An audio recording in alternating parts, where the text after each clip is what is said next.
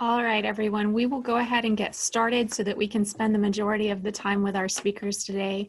For those of you who don't know me, howdy, I'm Joni Carswell. I'm the CEO at TxN by Nature. Welcome to our second installation of our virtual series. We're really excited to have each of you joining us today. We have leaders from all across Texas representing different communities, representing industry, representing conservation. So we're looking forward to today's discussion.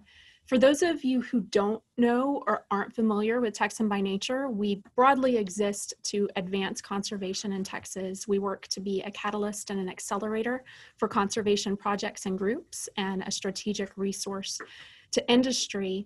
And we truly believe that conservation is critical to the future of Texas. We believe that it impacts not only natural resources, but our long-term health and our economic prosperity as well. So today you will hear from projects that are from our Conservation Wrangler program. Conservation Wrangler is an accelerator program where we choose 6 projects each year to get very deeply involved with. We work with the projects over the course of 18 months, everything from collateral creation to strategy to partner development, whatever those projects need to really be replicated across the state of Texas or to increase their impact. I'd be remiss if I didn't let you know applications for this program are actually open right now. They opened at the end of November rather, and they will be open through the end of January. So if you know of projects that we should be speaking with, please reach out and let us know.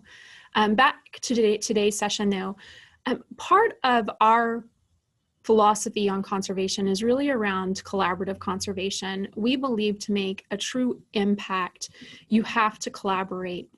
And that collaboration is not just amongst conservation groups. You need to pull in landowners, you need to pull in local communities, you need to pull in industry and work together on all of your, with all of your skill sets and expertise to reach the best levels that you can.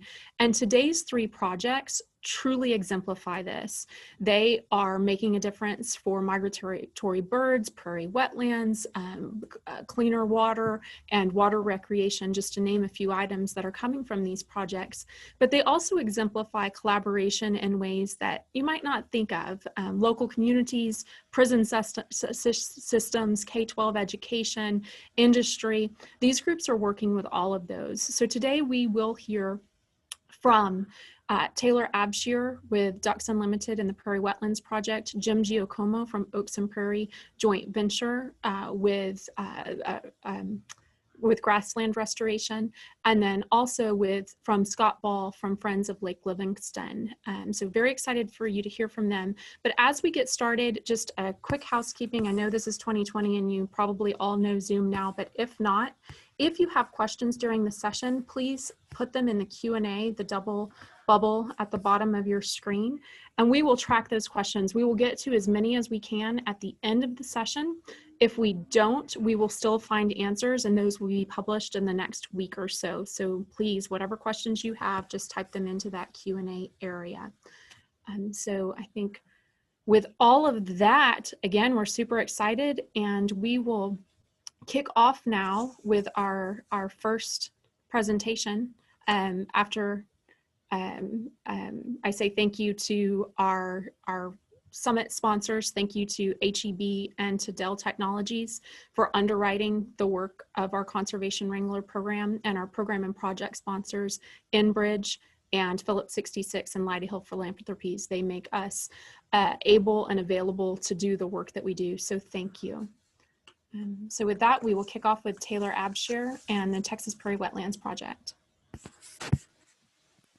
Good afternoon. Thank you, Joni, for the introduction. I am Taylor Abshire, biologist with Ducks Unlimited, and today I'll be talking about the Texas Prairie Wetlands Project and the successes and benefits of this program, as well as the benefits of working with a collaborative group on these wetland restorations and enhancements along the Texas Gulf Coast. So to start off, I'm going to go over a little bit of the benefits of this program and the importance of why we have it, starting with wintering waterfowl. The Texas Gulf Coast provides critical staging and wintering habitat for about 90% of the waterfowl population and about 250,000 snow geese within the Central Flyway. This includes our northern pintail, blue and green winged teal, gadwall, northern shovelers, as well as redheads. And these permanent and semi-permanent wetlands that we have down here provide nesting and brood-rearing habitat for our resident mottle ducks, fulvous, as well as black-bellied whistling ducks.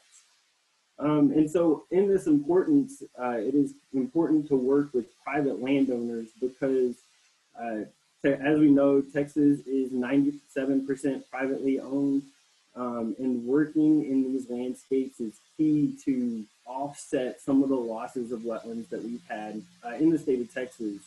And just to kind of pinpoint on some of those numbers, we've lost over 7 million acres of wetland habitat here in Texas, and over 50% of that loss has disappeared in the last 200 years.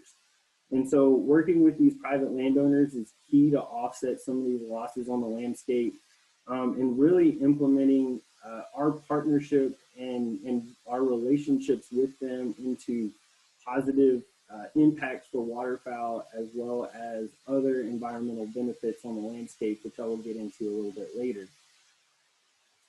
And so in 1991, a partnership like no other began, comprised of state, federal, nonprofit, and private landowners, specifically looking at the Gulf Coast Joint Venture, the Natural Resource Conservation Service, the U.S. Fish and Wildlife Service, and the Texas Parks and Wildlife Department, and of course as well Ducks Unlimited.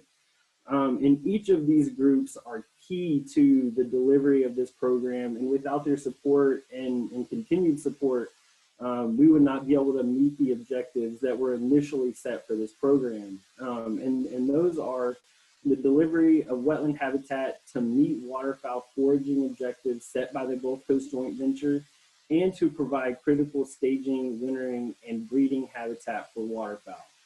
And while we stay on the slide for a second, I would like to give a little bit of background on what we do as far as the conservation efforts through this program.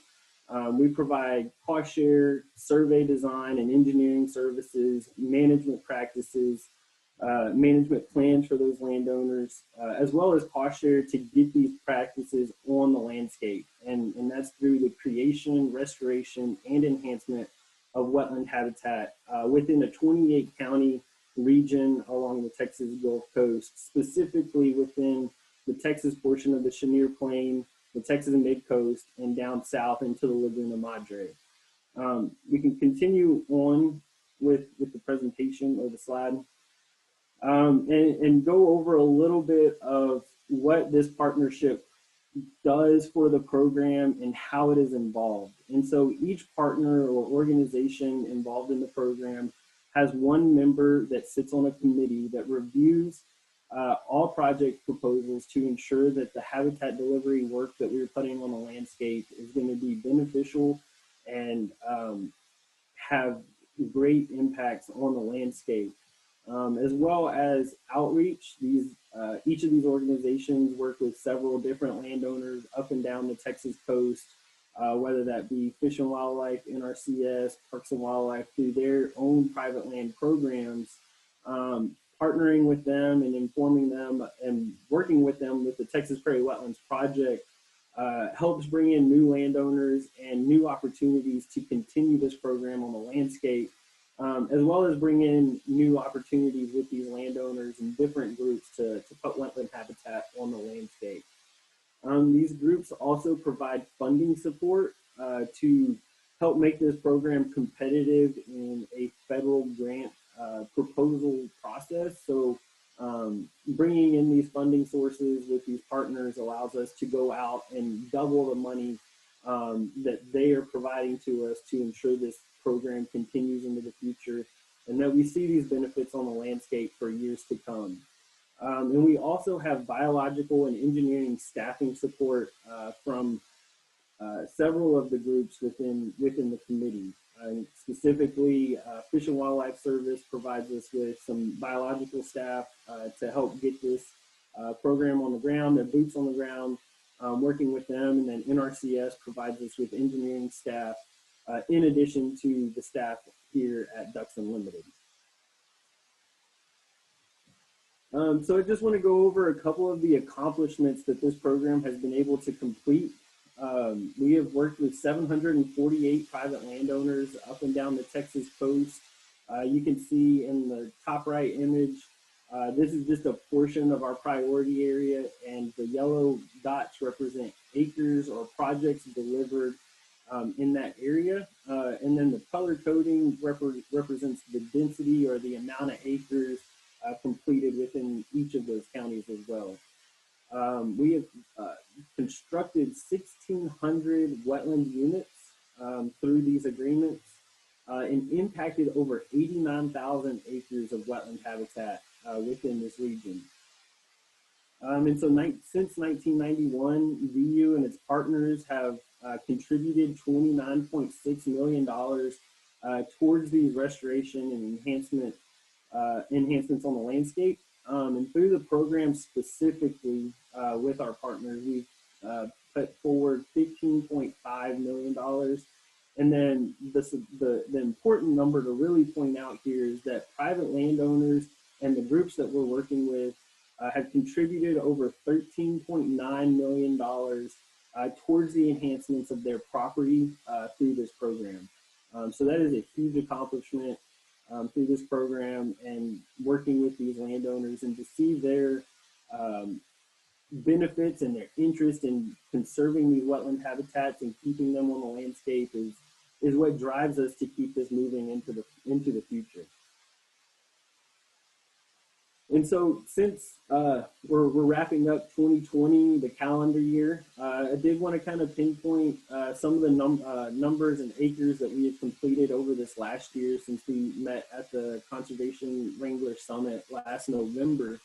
The program has completed 30 projects, constructing over 64 wetland units and impacting 3,100 acres of wetland habitat, as well as 747 acres of nesting habitat on the landscape. Now, we've talked a lot about waterfowl and the benefits of this program for them, but I want to elaborate a little bit on the benefits that stretch beyond waterfowl and more into the human aspect of how these wetlands help to have them. So one of the big features is flood protection.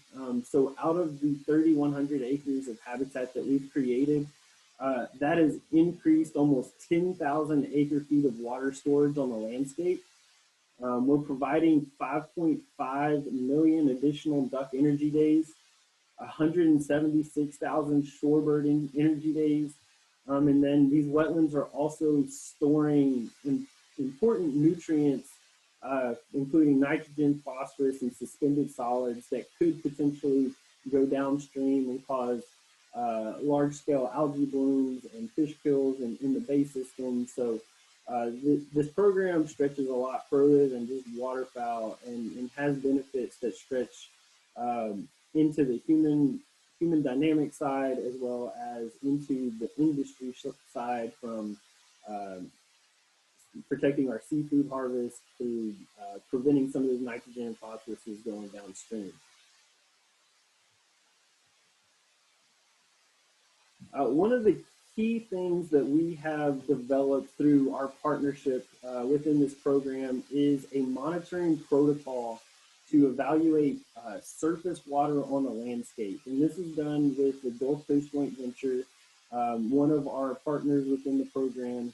And in the development of this monitoring protocol, historically these were done with boots on the ground, going out and evaluating wetland sites. But as we continued to grow the program and are now at over 1,700 wetland sites, it's no longer possible for us to go out and monitor each of these sites individually. And so using some of the really cool new technology that's available to us through some of the Landsat imagery that satellites are pulling in, the Gulf Coast Joint Venture is able to evaluate landscape scale water availability and the impacts that Texas Prairie Wetlands Project has on the total acres of flooded habitat. And it varies year to year, but Texas Prairie Wetlands Project can represent up to 15 to 25% of the available habitat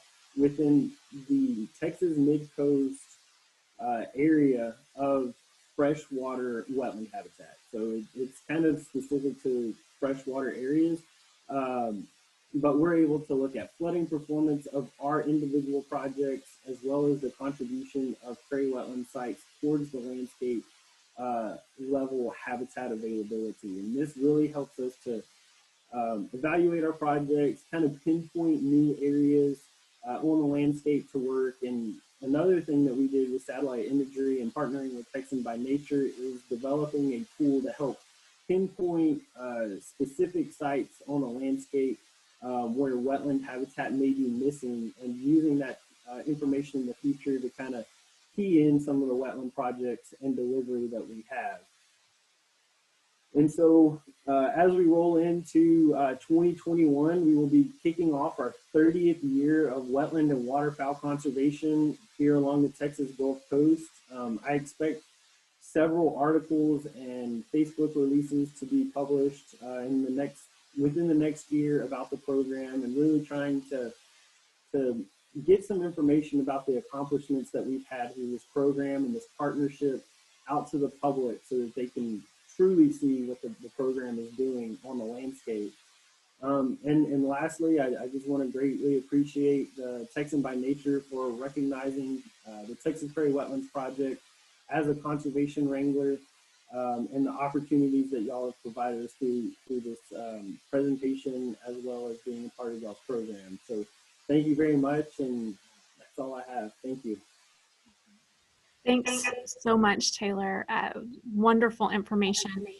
Quickly, before we go to the next presentation, what is a Duck Energy Day? We had 3 questions about that.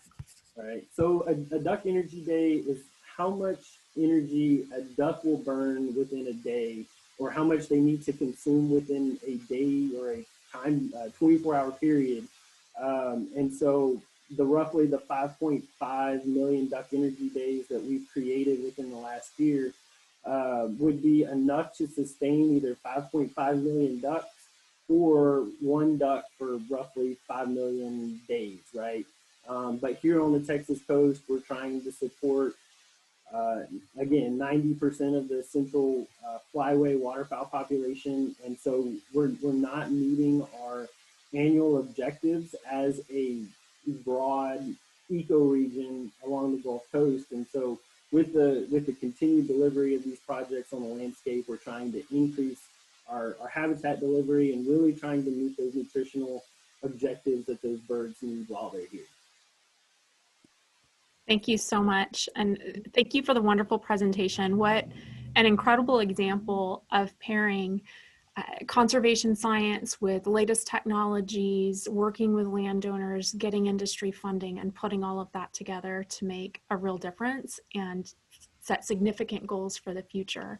As a reminder to everyone listening, please put your questions in the Q&A area, and we will get to as many as we can at the end of the session, and we'll get to all of them post-session to make sure your questions are answered. Up next, we will have Scott Ball from Friends of Lake Livingston. So Scott, I'll turn it over to you. Oops, was that me? Can everybody hear me okay? Okay. Thank you very much for the opportunity to present our project, Friends of Lake Livingston. First of all, sorry, my name is Scott Ball, and I'm the Volunteer Project Director for the Friends of Lake Livingston, and we have a team of volunteers numbering about 15 people that help coordinate and run our project. We've been in operation since 2014. It was not started by me. I came in several years later, so my predecessor that started it up did a lot of the heavy lifting that made the project what it is today. Of note, we are heavily sponsored by both Texas Parks and Wildlife, specifically the Inland Fisheries Group and the Trinity River Authority. Without either one of those, this project wouldn't be possible. And also we have numerous community volunteers, as you're going to see, that include master gardeners, master naturalists extensively. We have 8 high schools involved, and as you're going to see in a minute, we have a prison involved. So next slide, please. So what's the problem that was identified at Lake Livingston, which seems to be endemic really across the United States? Lake Livingston, as most of you know in Texas, is one of the largest lakes in the state. It's 85,000 acres, and it was built 50 years ago, funded by the city of Houston, and in fact, the city of Houston owns 90% of the water that's in Lake Livingston. It's an impoundment lake, and that means that when you dam up a river, in this case, the Trinity River, it backs up, as you see, all the way from southeast up to the northwest on the slide. And as it backs up, what you've done is you've flooded native timberland and pasture, which used to be there, and it's not actually a normally developed lake. So it's completely devoid of aquatic plant life. It has very little habitat. It's evolved habitat around the shoreline over the years. It's subject to increasing siltation and turbidity. The Trinity River Authority is actually doing a siltation study right now to see how much the siltation has increased over the last 50 years. We haven't seen the results yet. The flooding of a river system like this in an impoundment lake means that it's poor habitat for fish, if you will, and also for a lot of the ecology that occurs around the shoreline. So what you're going to see is our effort that's championed by Texas Parks and Wildlife and the Trinity River Authority to try to improve the water quality, the ecology, the fishing, everything about the lake and the local community depends on the health of this system. So next slide, please. So here's the solution. Our goal is to restore the habitat or the aquatic habitat that's in Lake Livingston by introducing what you're going to see in a second, were American water willows. And these are an aquatic plant that's a near shoreline plant that's approved by Texas Parks and Wildlife. Of note, we can't put anything in the lake without TPWD approval. They approve everything that goes in. It cannot be invasive. It cannot be a problem.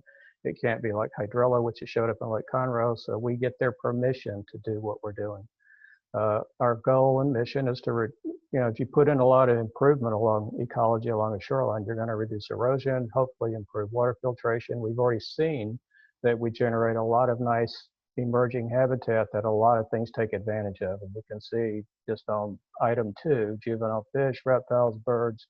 And I think at the end of the day, the goal is to reestablish Lake Livingston not only as a prime destination for fishermen and outdoorsmen, very similar to what Ducks Unlimited is trying to do. It has net benefits in all kinds of directions. Lastly, we've engaged the local community. If the local community doesn't have skin in the game, this project can't happen. So you're going to see that we have 8 different high schools participating and a host of people that live around Lake Livingston that have ownership in this project. So next slide. So why American water willow? It's easy to grow. It goes into shallow water, preferably 2 to 3 inches. It can grow up to 3 feet of water, but we haven't quite seen that yet. Specifically, the biggest benefit, besides it being very robust and hardy, is it's non-invasive. It will never grow out past about 3 foot of water, so it can't cover the lake. It can't cover things like salvinia and giant, and other invasives that Parks and Wildlife and TRA gets really worried about. It spreads easily by rhizomes. It's pretty fast growing. It colonizes good. And a lot of lakes in Houston, in the Houston area, like Lake Conroe and Lake Livingston, have problems with grass carp. And they don't seem to like this plant. So it means the survival rate is actually improved by introducing this plant. So next slide.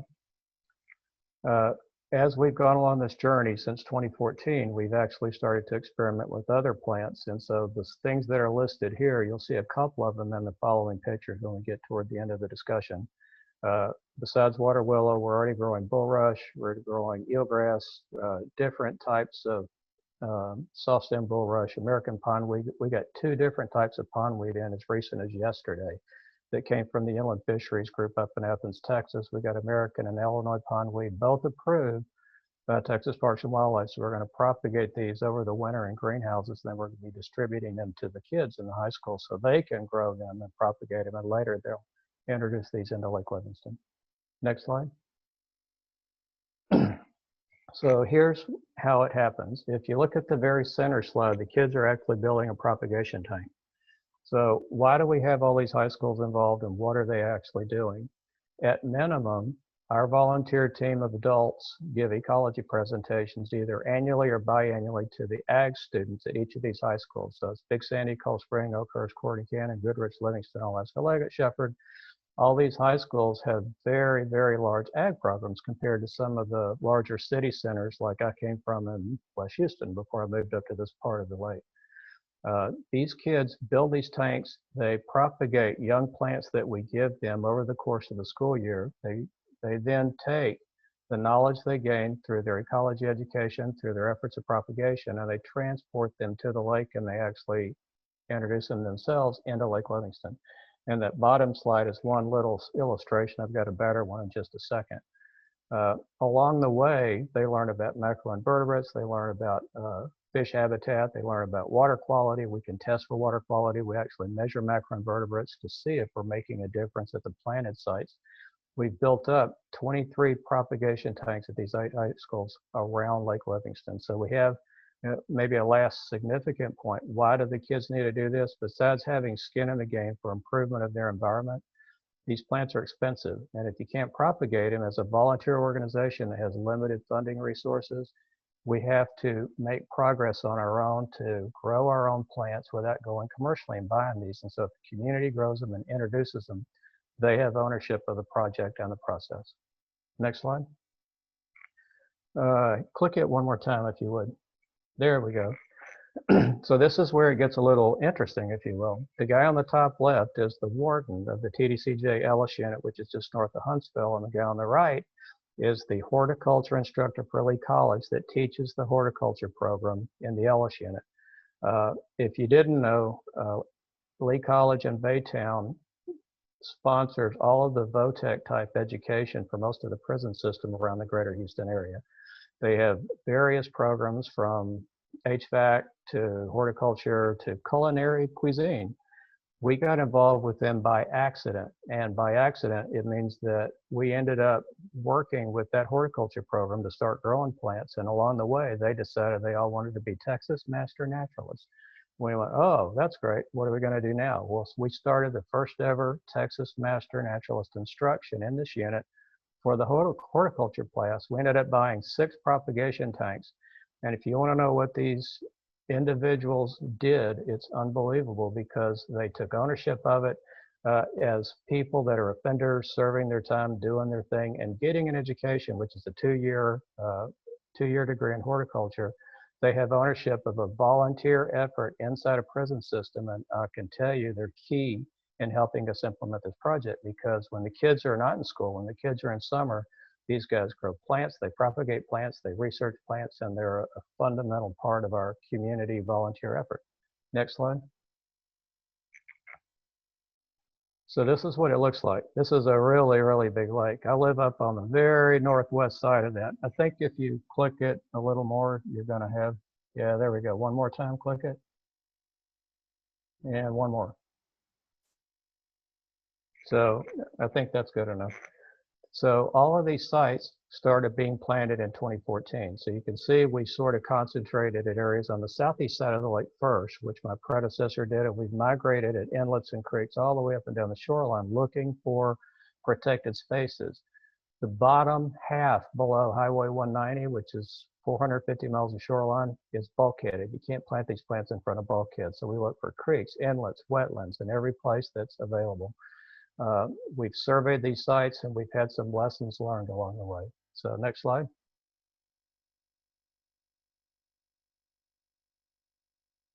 I think we need to go, yeah, keep going. There we go.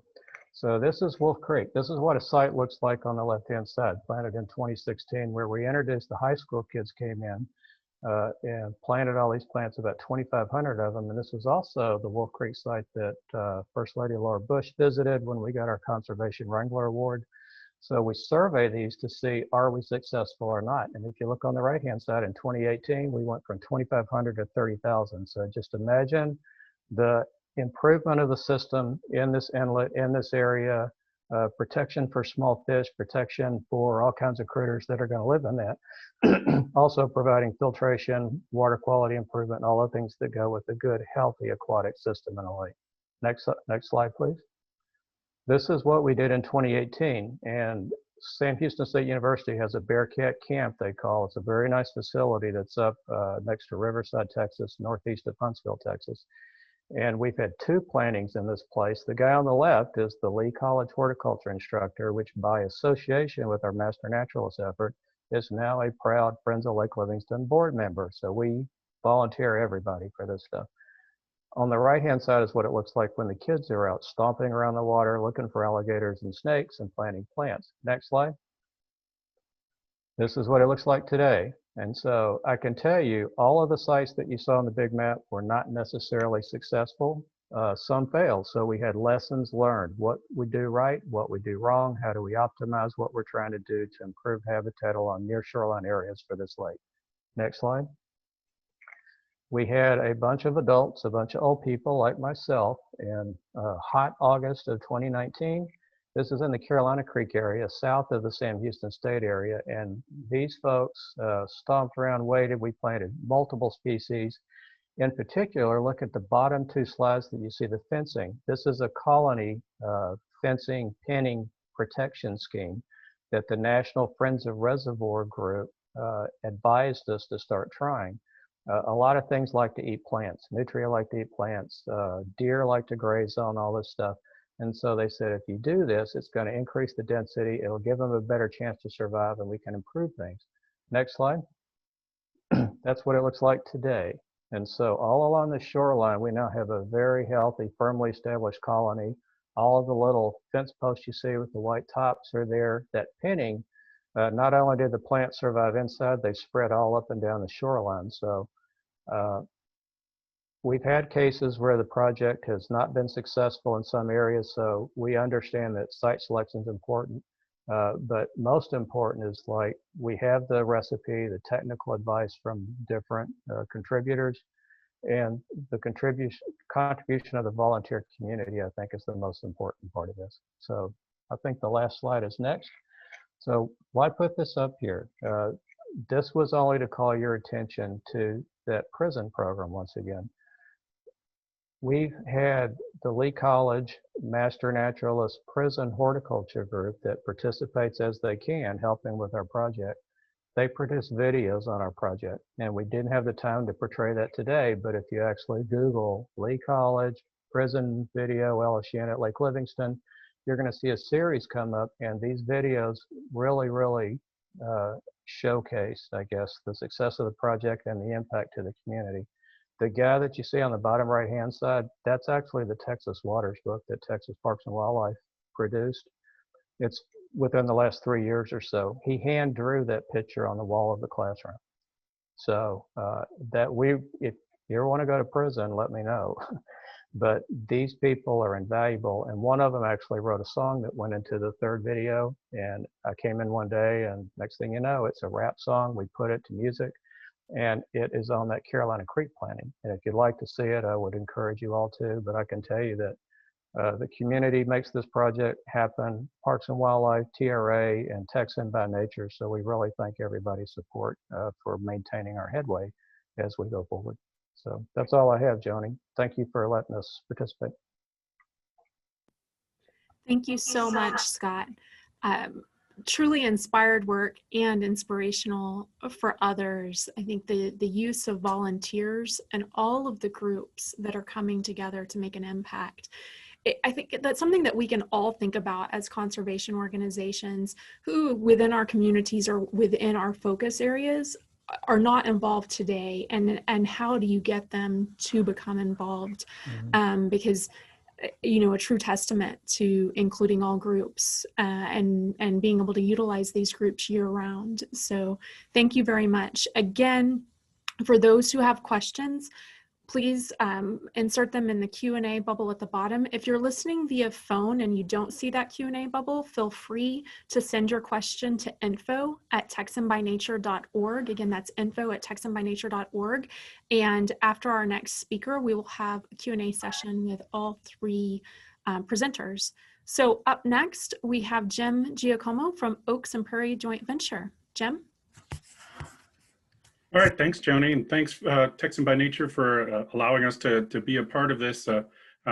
Like the two previous speakers, this is a big partner effort, so lots of work going involved with lots of different organizations and individuals and private landowners, and kind of building on what Taylor was talking about. We've taken that model from wetlands and moved it to grasslands, and that's what I'm going to talk about today, the Grassland Restoration Incentive Program. Next slide. So the organization that I work for, I'm the Oaks and Prairies Joint Venture Coordinator for American Bird Conservancy, and the Oaks and Prairies Joint Venture is a partnership of agencies, organizations, and individuals that are kind of focused on bird conservation, but using birds as kind of a measure for the health of the land, and trying to increase bird populations by increasing the environmental quality of the land. And our focus has been grasslands from the beginning, and we have partners from Texas and Oklahoma working. We cover the kind of all of central Texas and the Edwards Plateau, and then the Cross Timbers area of Oklahoma. Next slide. And so being a program that's kind of managed through the Fish and Wildlife Service as out of the Migratory Bird Program, our focus is on birds, but we use birds as a kind of a measure. And I said they're literally our canary in the coal mine. Birds react faster to environmental change than we do, and they can tell us what's going on in the environment. And there's a recent report that came out that talked about since 1970, 3 billion birds have been lost in the United States. And what we're trying to do is turn those losses around, and by implication, increasing the health of the land. Grasslands in particular were pointed out. A quarter of those 3 billion birds in North America lost since 1970 were grassland birds. And for example, even a common bird like the eastern meadowlark that we see all over the place, 3 out of 4 were lost since 1970. So a lot of work to be done in grasslands. Next slide.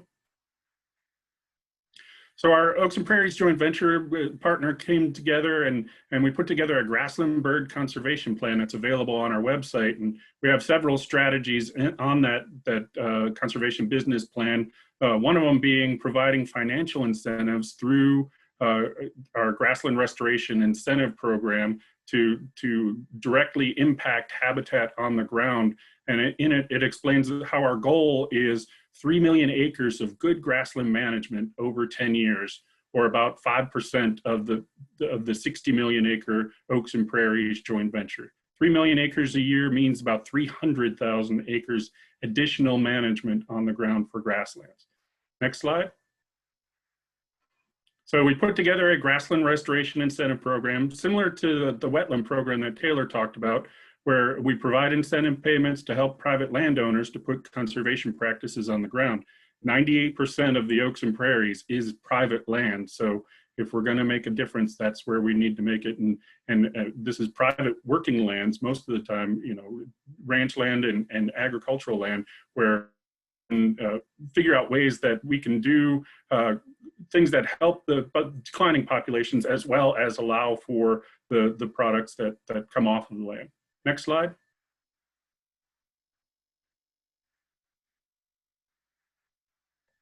So we have several practices that we try to encourage landowners to use, and starting at the bottom of the pyramid are the most expensive and most time-intensive practices, which include brush clearing and planting materials, kind of the axe and plow of Aldo Leopold's 1930 era wildlife management practices.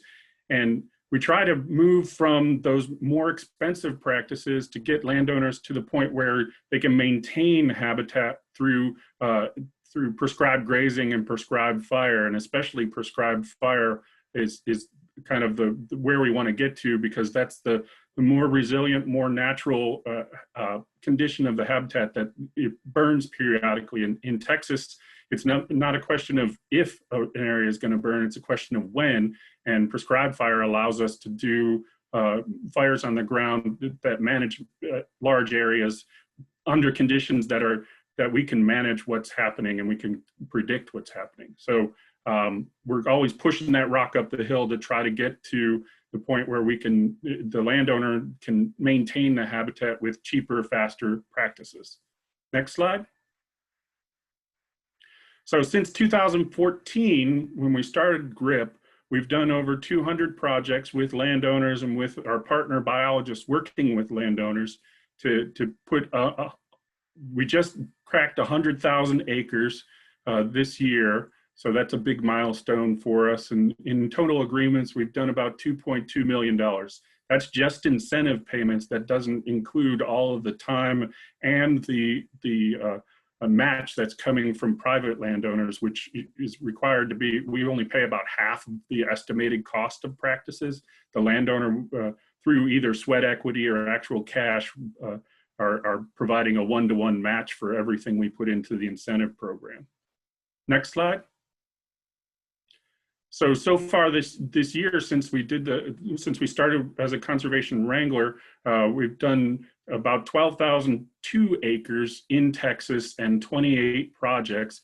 And as you can see by the bar graph, we've been successful in kind of pushing for a lot of the practices to be in that prescribed burning practice and staying away from the brush management, which is about $450 for us to pay half the cost of putting that on the ground. Prescribed burn is about $20 an acre that we pay an incentive, and you know, that's half the estimated cost. Next slide. And so based on some monitoring that we're doing of bird populations in and around the project areas, we can estimate how many new homes for new territories for pairs of birds, breeding pairs. And you can see for northern bobwhite, just in the past year, we created 1,600, dickcissel about 10,000. And then you can see the other ones, depending on the size of their territory. You know, northern bobwhite have a bigger territory than some of the smaller birds.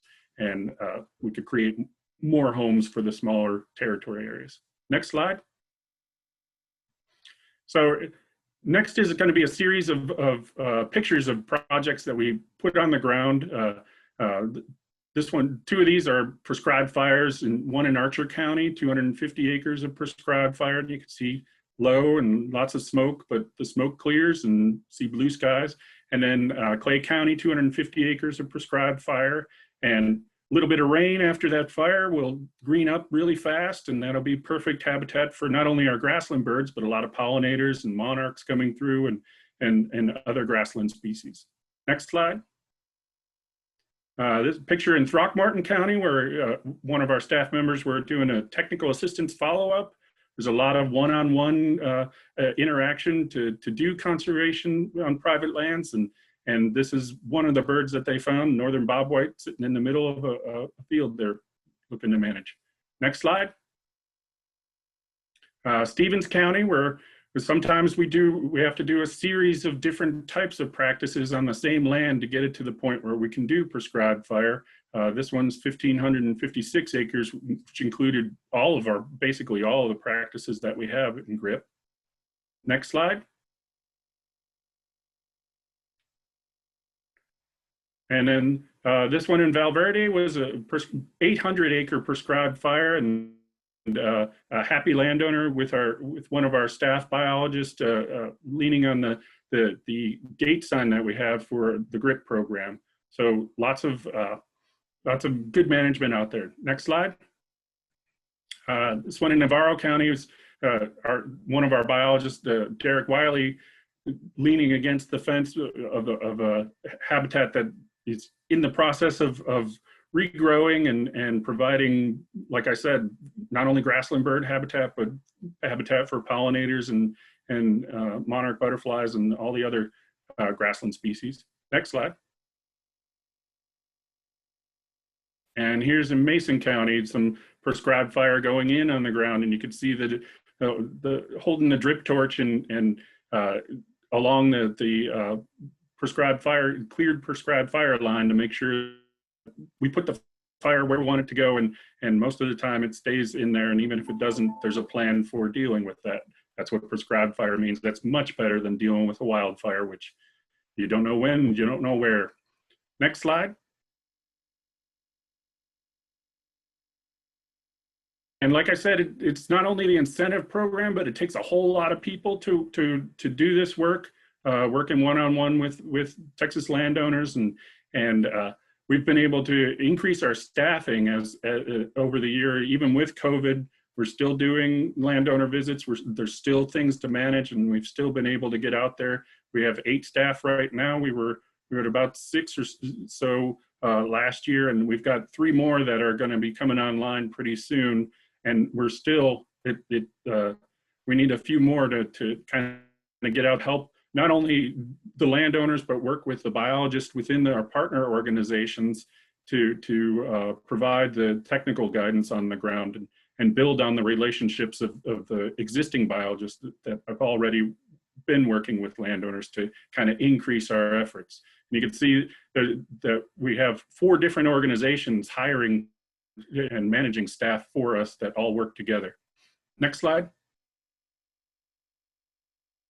So it takes not only a lot of people, but a lot of organizations doing a lot of different things. We have planning, we have conservation delivery efforts that I talked about a lot with GRIP, and then we follow that up with figuring out if what we did is what we intended to do, that back into the next plan so that we can do more conservation delivery. But it takes a lot of organizations and a lot of time to build that. Next slide.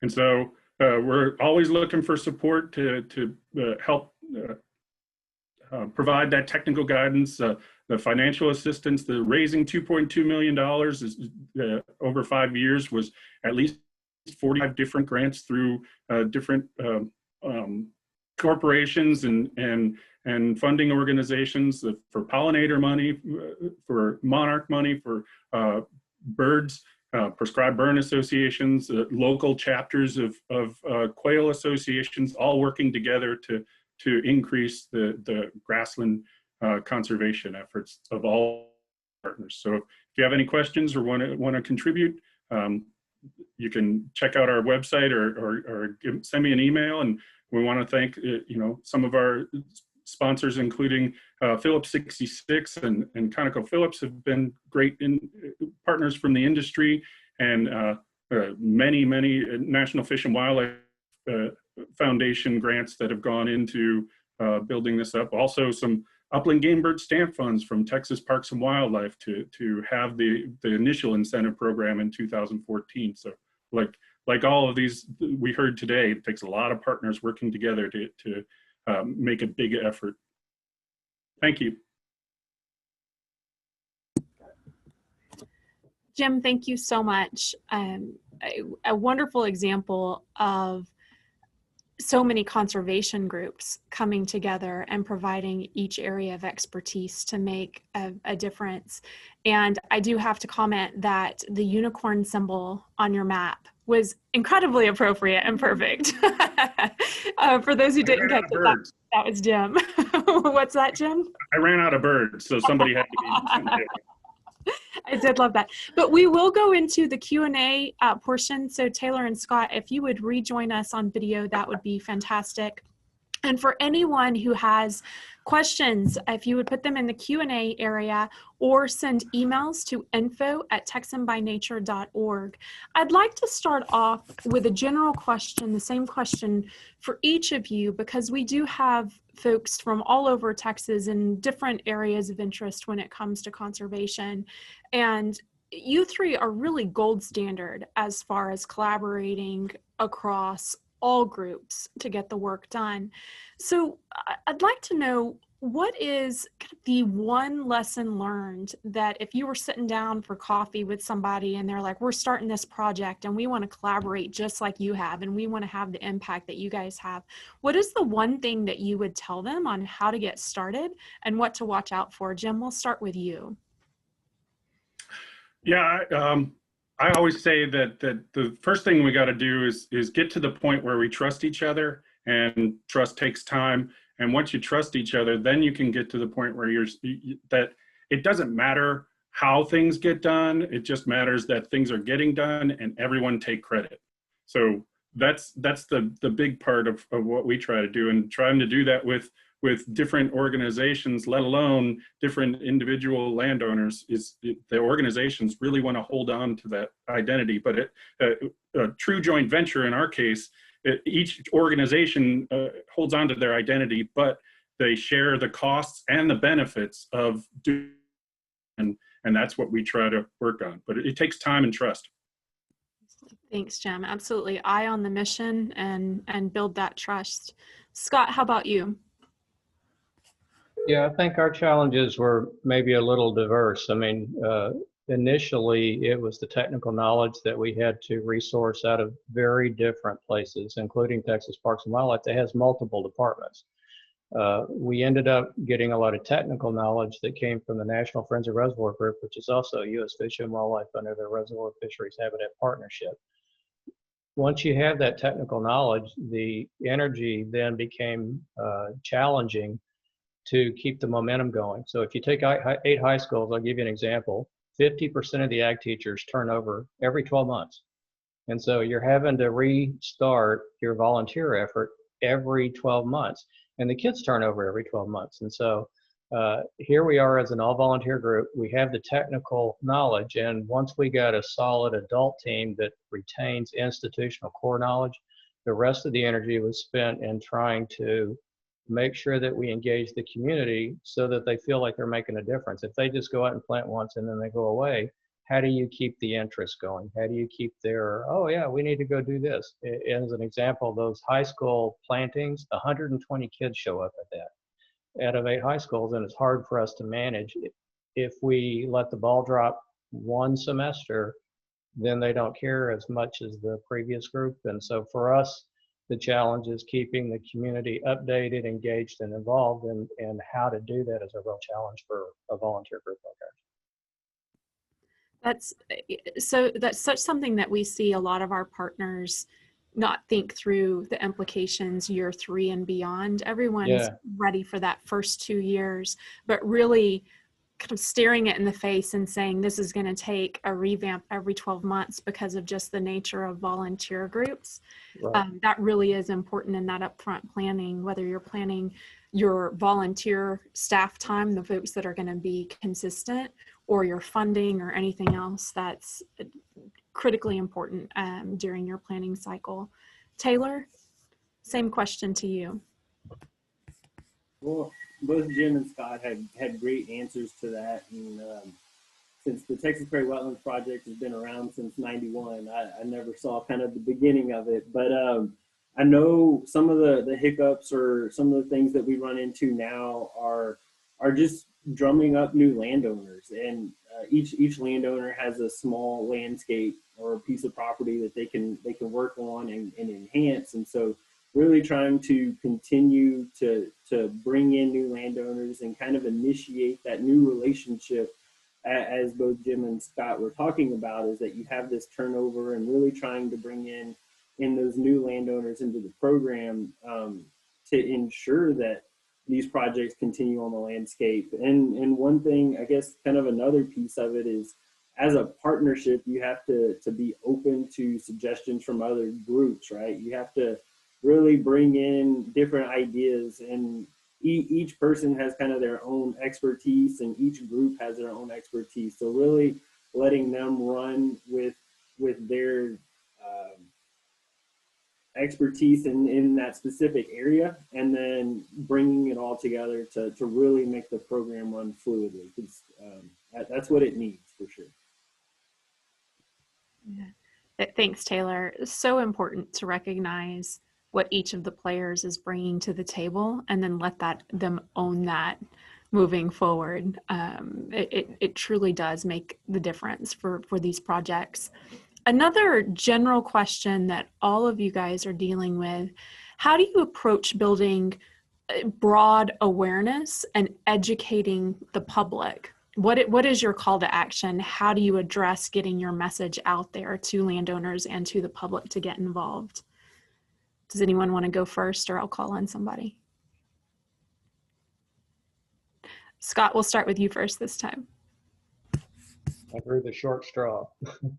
It's actually a very pertinent question, because we have somebody within our volunteer team, actually a couple now, that are specifically dedicated to communication and marketing. And I'm not talking about marketing like you market a product, but if the community thinks that they're not getting a result out of the volunteer effort, then you have a little bit of expended energy. So we're trying to ramp up. We publish a biannual newsletter. We send it out to every volunteer we can think of on our list. This is what we're doing. This is why we're doing it. Here's our strategy going forward. And we try to connect with the community. We've had a couple of articles in the Polk County Enterprise on the south end of the lake. For us, it's extremely critical to communicate with the community that there is a project, it lives, it exists. And I think we have had success working specifically with master gardeners in both ends of the lake and master naturalists, because they're kindred spirits and they help us source the leadership that we need to make the project go. Does that help? Yeah, thank you so much, Scott. Taylor, did you have anything to add to that? No, I mean, a lot of ours for Prairie Wetlands is word of mouth. We're definitely present on social media through our regional office and trying to get information about the program out. But a lot of it, I guess the other piece of it is really keeping up with our partners in Texas Parks and Wildlife and Fish and Wildlife and those agencies that are constantly working with these landowners on the landscape and informing them about the program, what we do, how we work. And this is an alternative to other resources or another funding option to get these habitats on the landscape. And so really just kind of partnering and working with our partners to get that word out there is kind of been key to the success of the program. Thanks, Taylor. Jim? Yeah, like Taylor was saying, you know, the scale of the work that we do and the amount of work that we do, we almost have more of a business to business strategy rather than a business to customer strategy. We're working with Texas Parks and Wildlife and Fish and Wildlife Service and NRCS who have staff already in counties that are building relationships with landowners. We're bringing them tools to put the conservation on the ground and hoping that we can take care of some of the bureaucracy that it takes to gather large amounts of money, to make smaller amounts of money, to put on the ground and make the dirt turn. And to do all that and to communicate about it has always been a challenge. The whole reason of signing up for the Conservation Wrangler program was to help with some of our communications, because we're doing good stuff, but we're telling our partners, but not necessarily telling the public. And the video that was created was a great tool to kind of sell it to the public as well, because we're working off of a lot of publicly funded resources to put conservation on the ground, and the time of our partners to work with private landowners. And thanking everyone is a job in itself that we haven't quite built to address, but that's something that we're working towards. That's wonderful. We see that again a lot with our projects. I think if you're looking at how to collaborate and how to utilize each other's strengths, your outreach materials, getting that third-party perspective or somebody new to read through how you're communicating your project can be incredibly powerful and helpful. Or if you think of the community you're in and the folks who have most been able to reach those community partners, reach out, set up a meeting. What we see across all of our conservation partners is everyone's interested in helping and working together. So just, reach out and ask, and that they'll be part of your partnership moving forward. So definitely opportunities there. So we have about 2 minutes left. I want to take a 1-minute lightning round because I have a very specific question for each of you that have come in. The first one is for Scott, and it's around the mesh size necessary to exclude Nutria. So do you... Nutria are pretty big. We just use standard fencing that's about 3 foot or 4 foot that's got like a 1 inch by 2 inch gap. Nutria, for some reason, love that bulrush and they'll eat it in a heartbeat. They hate water willows, so they haven't eaten any of that, but it's just standard fencing. Fantastic. And for you, Jim, what is the minimum grassland acreage necessary to participate in your program? So our program is geared towards larger patches because the minimum territory size of a bobwhite quail is about 25 acres. So that's the minimum patch size, which 80% of the landowners own less than 25 acres. Where it tends to be 20% of the landowners, but it's 80% that is in parcels bigger than 25 acres. So for our program, it's 25 acres, but there's a lot of other, if a landowner comes to us and has less than 25 acres, we can point to the other programs because we have all the partners built in that can address, 2 acres, 5 acres, 10 acres at a time. Fantastic. And Taylor, what separates basic acres from nesting habitat acres? Yeah, so the 89,000 acres that I mentioned in my presentation are wetland acres. So those are flooded acres on the landscape. The 747 acres is specifically grassland habitat that was currently suitable nesting habitat, but without the water resource on the landscape, those birds wouldn't be using it. Specifically mottle ducks and black-bellied whistling ducks would not be using that as a nesting site. And so by implementing the wetland on the landscape, you get those benefits of the nesting habitat that is in the adjacent area of that site. So that's kind of the difference between the two. Fantastic. Well, thank you so much. We are at the top of the hour and we are going to wrap up. I want to say a tremendous thank you again to Jim Giacomo, Taylor Abshire, and Scott Ball for joining us today. For all of you guys still on, we will be sending out the video from today's session along with every single question answered so that we can continue the conversation, because we had some great ones we didn't get to, including recreating the projects that you guys talked about elsewhere and effective techniques of collaboration moving forward. So we will certainly answer those questions and send them out to all attendees. If you haven't already, please register for our February 10th session. We will be focused on developing future returns and have 3 more wonderful presenters similar to today. And you can go ahead and register for that session today. We'll also be sending out a survey about today's session. Let us know how we can improve for February, because we do hope that all of you will join us. I want to say again a thank you to the sponsors that make it possible for us to do our work: Dell Technologies, HEB, Phillips 66, Enbridge, Lyda Hill Philanthropies, and so many others. A sincere thank you. And I also just want to say, have a wonderful holiday season. Thank each of you for being TxN by nature and for partnering with groups across the state to drive conservation.